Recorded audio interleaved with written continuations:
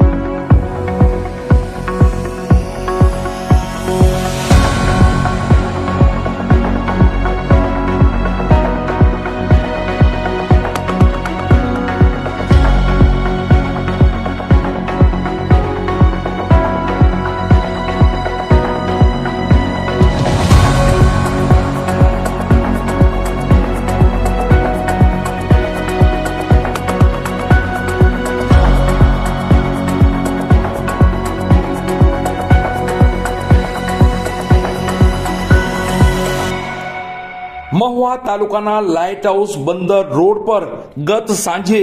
બે મોટરસાયકલનો ધડાકાભેર ગમખ્વાર અકસ્માત થવા પામ્યો હતો। આ દુર્ઘટનામાં એક યુવકનું ઘટના સ્થળે જ કરુણ મોત નીપજ્યું હતું, જ્યારે અન્ય 3 યુવાનો ગંભીર રીતે ઘાયલ થતા તેમને સારવાર અર્થે હોસ્પિટલ ખસેડવામાં આવ્યા છે તેવા સમાચાર પ્રાપ્ત થઈ રહ્યા છે। પ્રાપ્ત માહિતી અનુસાર મહુવા શહેરના નૂતન નગર વિસ્તારમાં રહેતા એવા હિતેશભાઈ જગદીશભાઈ શિયાળ ઉંમર વર્ષ આશરે 19 અને પરેશભાઈ વનરાજભાઈ શિયાળ ઉંમર વર્ષ આશરે 19 પોતાનું મોટરસાયકલ લઈને લાઇટ હાઉસ તરફ જઈ રહ્યા હતા, ત્યારે તે જ સમયે સામેથી મહુવા તાલુકાના લાઇટ હાઉસ ગામના હિરેનભાઈ સોમાદભાઈ બારિયા ઉંમર વર્ષ આશરે 22 અને મેહુલભાઈ દેવજીભાઈ બારિયા ઉંમર વર્ષ આશરે 20 પોતાનું મોટરસાયકલ લઈને લાઇટ હાઉસથી મહુવા તરફ આવી રહ્યા હતા, ત્યારે બંદર લાઇટ હાઉસ રોડ પર આવેલા હનુમાન મંદિર પાસે પહોંચતા જ બંને મોટરસાયકલ સામે સામે ધડાકાભેર અથડાવા પામ્યા હતા। આ ભયાનક ટક્કરમાં હિતેશભાઈ જગદીશભાઈ શિયાળનું ઘટના સ્થળે જ કમકમાટી ભર્યું કરુણ મોત નીપજ્યું હતું, જ્યારે પરેશભાઈ વનરાજભાઈ શિયાળને ગંભીર ઈજાઓ થતા તેમને મહુવા શહેરની ખાનગી હોસ્પિટલમાં ખસેડવામાં આવ્યા હતા, જ્યારે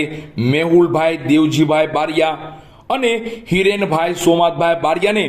વધુ ગંભીર ઈજાઓ થતા તેમને વધુ સારવાર માટે ભાવનગરની હોસ્પિટલમાં ખસેડવામાં આવ્યા હતા। અકસ્માતની જાણ થતાં જ મહુવા પોલીસ સ્ટાફ તાત્કાલિક ઘટના સ્થળે પહોંચી ગયો હતો અને વધુ તપાસ હાથ ધરી છે તેવા સમાચાર પ્રાપ્ત થઈ રહ્યા છે, જ્યારે મૃતક એવા હિતેશભાઈ શિયાળના મૃતદેહને પીએમ અર્થે મહુવા શહેરની સરકારી હોસ્પિટલ ખસેડેલ છે તેવી વિગતો